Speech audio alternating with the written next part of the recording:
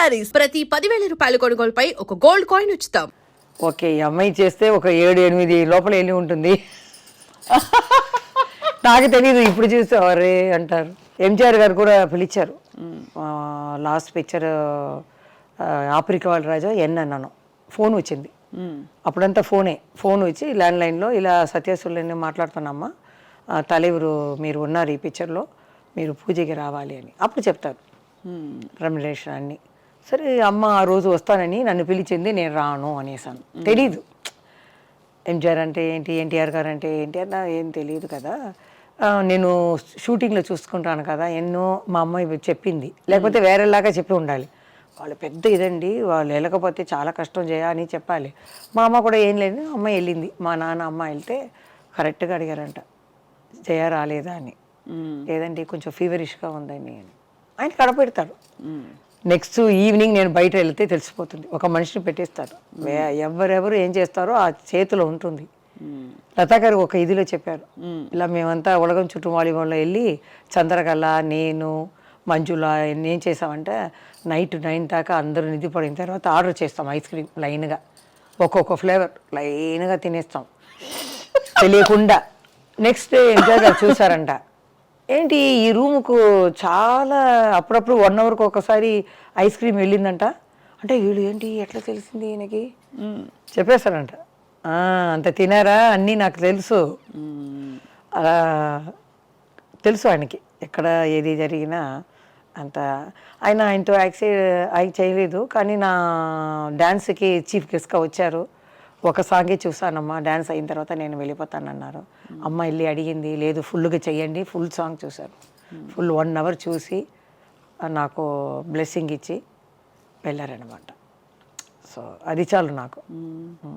మీకు అంతా అంటే మీకు మీ కెరీర్ ఎలా ఉందంటే అందరితో అంత మంచి రిలేషన్షిప్, అంత హ్యాపీ కెరియర్, ఎక్కడ ఒక్కచోట కూడా జయమాలి గారికి కష్టం రాలేదా? మనసు కష్టం వేసిందా? ఏ కష్టం అంటారు? డ్రెస్ గురించా, మూవ్మెంట్, లేకపోతే ఎవరేదో అన్నారని కామెంట్ చేశారు, ఏదైనా కష్టం వచ్చింది? ఆ రోజుల్లో అలా లేదండి, ఆ రోజుల్లో అలా లేదు. హ్యాపీగా ఉంటాం, ఇలా కప్పుకొని కూర్చుంటాం. అక్కడ వెళ్ళేటప్పుడు అలా తీసేస్తాం, ఆడుతాం, వచ్చేస్తాం అంతే. అట్లా ఉండేది అప్పుడు. మాకు భయం, పెద్ద అయినా వచ్చేస్తారా, ఆ టైంకి వచ్చేస్తారే అని. మాకు ఇక్కడెక్కడ పెద్దగా విగ్గు పెట్టి వెళ్ళే మనం ప్యాన్ కేక్ అన్నీ చేయాలి కదా. పెద్ద అయినా వచ్చేస్తారా, మనం ముందు వెళ్ళాలి అని కరెక్ట్ టైంకి వచ్చేస్తాను. ఎవరు అడిగినా కూడా చెప్తారు, కరెక్ట్ టైంగా అమ్మాయి వస్తుంది, తన పని చేస్తుంది, సైలెంట్గా వెళ్ళిపోతుంది, మాకేం ఇబ్బంది లేదు అంటారు. ఆ పేరు తెచ్చుకున్నాను. అమ్మ కూడా చెప్తుంది అత్తగారి పేరు కాపాడాలని, అది నేను కాపాడాను. ఇప్పుడు మా పెద్ద వాళ్ళు ఉన్నారు కదా లెజెండ్, వాళ్ళ పేరు నేను అప్పుడు చేసేటప్పుడు ఏదో చెడ్డ పేరు అయినా కూడా వాళ్ళ నుంచి నేర్చుకున్న టైమింగ్, ఆ పర్ఫెక్ట్. చిన్న కూతురు ఎవరైనా వస్తా కూడా రండి రండి, ఆ మర్యాదలు అన్నీ చెప్పాలి. ఇవన్నీ సిల్క్ స్మిత గారికి ఏమైందండి? అంటే మీరు ఆ రోజుల్లో యాక్చువల్గా నాకు పెళ్ళి చేసేటప్పుడు అమ్మాయి వచ్చి బొకే కింద కారులోకి వచ్చింది, బొకే మేనేజర్ వచ్చి ఇచ్చారు, అమ్మాయి రాలా. అప్పుడు చెప్పారు, పెద్ద పైన నుంచి చూసారంట సిల్క్ సినిమా ఉంది కారులో అని. చెల్లింది నాకు. మేము తమిళ పిక్చర్ చేసాం, ఏదో ఒక పిక్చర్, మంచి పిక్చర్. మన ప్రశాంత్ ఉన్నారు కదా హీరో, తమిళ్లో త్యాగరాజన్ అని. 3 జ్యోతిలక్ష్మి గారు, నేను, సిల్క్ స్మిత, ముగ్గురు ఆయన ప్రేమిస్తాం. ఆయనేమో సిల్క్ స్మిత అందం అని చూపిస్తాడు. మాకు అప్పుడు ఏమీ అది ఇది లేదు, అంటే అలాంటి పోటీ ముగ్గురుతో. మా అమ్మాయి ఏం చేస్తుంది, మా క్యారెక్టర్ ఏంటి, ఇదే చూసింది. గెలుపు అమ్మాయి గెలిచిందంటే ఏంటి, సో వాట్ అవును అలా వస్తుంది. అదేంటో మాకు ఏమో అలాంటి ఇది లేదు. కానీ అమ్మాయి గురించి నేను చాలా బాధపడతాను. ఒక అమ్మ నాన్నని పక్కన ఉంటే అది వేరు, దూరంగా ఉన్నారు కదా. అవునండి, అవును. శారదా గారు కూడా చెప్తారు, జయ పర్వాలేదు, నువ్వు లవ్ అని పడి నీ జీవితాన్ని నాశనం చేసుకోలేదు, మేమంతా 2 సారి అలా అయిపోయిందమ్మా అంటారు. ఈ 5 ఇయర్స్గా బయటకు వస్తున్నాను, ఇప్పుడు కూడా నాకు లెజెండే దొరికారు. శారదా గారు, రాజేశ్రీ గారు, ఎంజిఆర్ లత గారు, వెన్నీ రణవీణ గారు, చచ్చు గారు, వీళ్ళతోనే నాకు వచ్చింది మళ్ళీ. సో అప్పుడు శారదా గారు ఒక మ్యారేజ్కి వెళ్తే కూడా అందరూ శారదమ్మ, పెద్ద ఊరేసి శారదా కదా. అదే చెప్తాను, ఊరేసి అనేది ఆ అమ్మాయికి యాక్టింగ్లో కాదు, ఈ మనసుకి ఇవ్వాలి. ఎట్లా అంటే పెళ్ళికి పోతే నమస్కారం అంటే వెనకాల చూడండి ఎవరు వస్తున్నారు, జయమాలిని జయమాలిని ఇలా చెప్తున్నారు. నాకు ఆశ్చర్యం అయిపోయింది. ఎవరైనా డైరెక్టర్ వచ్చి కూడా నమస్కారమ్మా అంటే పక్కన ఎవరు చూసారా, జయమాలిని జయమాలిని అంటున్నారు. దానికే ఇవ్వాలి ఆవిడకి. తర్వాత శ్రీదేవి చనిపోయే ముందు మేము ఒక చోట్లో 1 ఇయర్కి ఒకసారి కలుస్తామన్నమాట. ఈ కాఫీ టీ బజ్జీలు ఇవన్నీ పెట్టుకొని గెట్ టుగెదర్ లాగా. అప్పుడు మాట్లాడేటప్పుడు చెప్పారు శారదా గారు, మనం కూడా మా శ్రీదేవి గారిని పిలవాలమ్మా, ఎందుకంటే చిన్నప్పటి నుంచి యాక్ట్ చేస్తుంది, మనం ఇలా పెడతామని పిలుస్తాం అన్నారు. అవునమ్మా అన్నాను నేను. ఒక 6 monthsలో అమ్మాయి చనిపోయింది. అమ్మాయికి తెలిసిపోయింది చూడండి, అమ్మాయికి తెలిసిపోయింది కలవాలని. నాకు కూడా కృష్ణ గారిని చూడాలని ఒక ఆశ ఉండేది. విజయనిర్మల గారు చనిపోయేటప్పుడు ఆయన ఏడిచారు చూడండి, అది నేను చూడలేకపోయాను. నాకు చాలా బాధ వేసింది, నేను చూడలేదు. ఎవరు బెస్ట్ ఫ్రెండ్ కదండి ఆయనకి. ఇప్పుడు అంటి పెట్టుకునే ఉండేవారు ఆవిడ. కానీ ఆయన షూటింగ్లో ఎప్పుడు ఎనర్జెటిక్గా ఉంటారు. కెమెరామెన్తో మాట్లాడతారు, ఏ పెద్ద చిన్న అవన్నీ లేదు, నిలుస్తూనే ఉంటారు. ఆవిడ పోయిన తర్వాత ఆయన ఏడవటం నాకు కష్టంగా ఉండింది. ఎప్పుడు బ్రిస్క్గా ఉండేవారు. ఏ మూమెంట్ చెయ్యను, ఇది చెయ్యను, అది చెయ్యను, ఏం చేయకపోవారు. అలాంటివారు చేసేటప్పుడు నాకు బాధగా ఉంది. ఎట్లయినా మనం వెళ్ళి ఒకసారి వాళ్ళని ఆశీర్వాదం తీసుకోవాలి, కలవాలని అనుకున్నాను. దాని లోపల అంతా వెళ్ళి పెద్దవాళ్ళందరూ వెళ్ళిపోవడం చాలా పెద్ద. అదే నాకు బాల్య స్నేహితులు అందరూ పోయినట్టు అయింది. ఇక్కడ మా అమ్మ నాన్న సిస్టర్ అందరూ పోయారు. ఇంకా కొన్ని ఉన్న సిస్టర్లు అందరూ దూరంగా 25 కిలోమీటర్స్ ఉన్నారు, చెన్నైలోనే దూరంగా ఉన్నారు. అప్పుడప్పుడు కలవటం కష్టం కదా. వాళ్ళందరూ గుర్తిస్తారా జయమాలిని గారు, మీరు కష్టపడి మీరు ఒళ్ళు వంచి పనిచేసి వాళ్ళందరినీ కాపాడి చూసుకుంటారు? అంటే ఒక సిస్టర్ ఎక్కువగా అనుకుంటుందండి, మిగతా మా అన్నయ్యాలని ఇప్పుడు కూడా ఏదైనా ఇస్తారా అని అనుకుంటున్నారు. ఇప్పుడు అదైందండి. ఆ కాలంలోనే ఉంది చూడండి. ఆ కాలంలో చూస్తారంటే డబ్బు కోసమే కాంచనా గారికి పెళ్లి చేయొచ్చు కదా. అంతకది ఎంత చంపాయించింది. ఆ ఇంట్లో ఎవరో చేయగొట్టి కదా పెళ్లి కాలేదు. కాంచన గారు చాలా బాధపడ్డామండి చూసి. చచ్చు గారు ఫ్యామిలీ కోసం వచ్చేవాళ్ళు వాళ్ళు. మీ పెళ్ళి మీరే చేసుకున్నారా, పెద్దవాళ్ళు చూసారా? పెద్దవాళ్ళు అంటే శివాజీ గారి ఇంటికి అప్పుడు వెళ్ళి చెప్పేవాళ్ళు. శ్రీదేవి అమ్మ కూడా, మేము కమలమ్మ గారి దగ్గర చెప్తాం ఈ అమ్మాయికి ఏవైనా.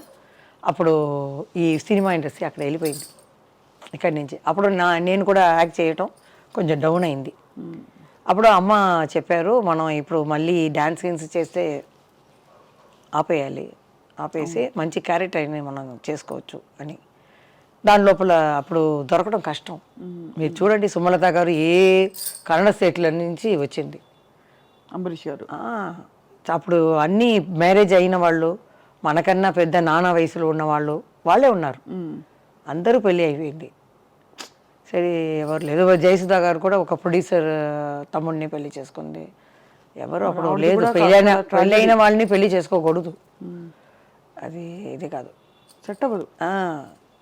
అదే చెప్తున్నారు శారదా గారు తప్పించుకుని. అప్పుడు మేము చెప్పాము ఇలా అమ్మాయికి చెప్పండి అంటే, చెప్తే శ్రీదేవి అమ్మ కూడా చెప్పిందండి, మా లెవెల్కి ఒక 4 షిప్ ఉండాలి. అప్పుడంతా షిప్ చెప్తారు, అలా ఈక్వల్గా చూడండి అని. మా అమ్మ చెప్పింది, డబ్బు గిబ్బు ఏమీ లేదు, ఆ అమ్మాయికి 2 ఇంట్లో నుంచి వస్తుంది డబ్బు, ఆ అమ్మాయిని చల్లగా చూసుకోవాలి, నువ్వు అలా చేసావు ఇలా చేసావు నడకూడదు, బాగా చూసుకోవాలి, అది చాలు అన్నారు.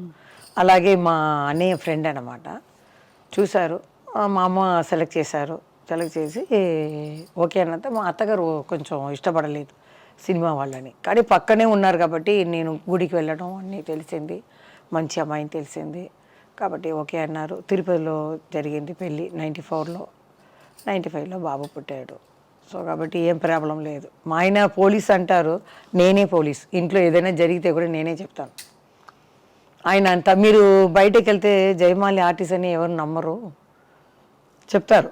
నేనేదో కింద ఒక కలర్ ఇది వేసుకుని వెళ్తాను గుడికి, మా అక్క చెప్తుంది నువ్వు ఆర్టిస్ట్ ఏదో మ్యాచ్గా వేసుకుని వెళ్ళు అంటారు. నాకు అది ఇష్టం లేదు, ఇలా చేసేసి అలా వెళ్ళిపోతాను. గుడికి వెళ్ళాలి, గుడికి వెళ్తూ ఉంటాను. ఏ దేవుడిని నమ్ముతారు బాగా? వెంకటేశ్వర స్వామి మా డార్లింగ్ అంటాను. ఇప్పుడు అది చెప్తే కూడా ప్రాబ్లం వస్తుంది అంటారు, దేవుడిని చెప్పకూడదని. ఆ రోజుల్లో అడిగేవారు, ఏమ్మా మీకు ఏమైనా లవర్స్ ఉన్నారని. అప్పుడు లేదు నాకు, కాబట్టి వెంకటేశ్వర స్వామి నా డార్లింగ్ అంటాను. తప్పే ఉంది, భక్తులు చాలా మంది ఇప్పుడు ఏదో మాట్లాడితే తప్పు అంటున్నారు, తెలీదు నాకు. వాళ్ళ లోపల ఏదో ఫ్రెండ్షిప్ ఉందో అని. కానీ చాలా కాలం మీరు బయటికి రాలే, అసలు మాట్లాడాలి. నాకు 20 years ఎవరు తెలుగు మాట్లాడేవారు ఎవ్వరు లేరు. మా అమ్మమ్మ వచ్చింది అప్పుడు ఒకసారి. అమ్మమ్మ వచ్చి చిన్నప్పుడు యాక్ట్ చేసేటప్పుడు నరసింహరాజు గారిని చూడాలి అనింది.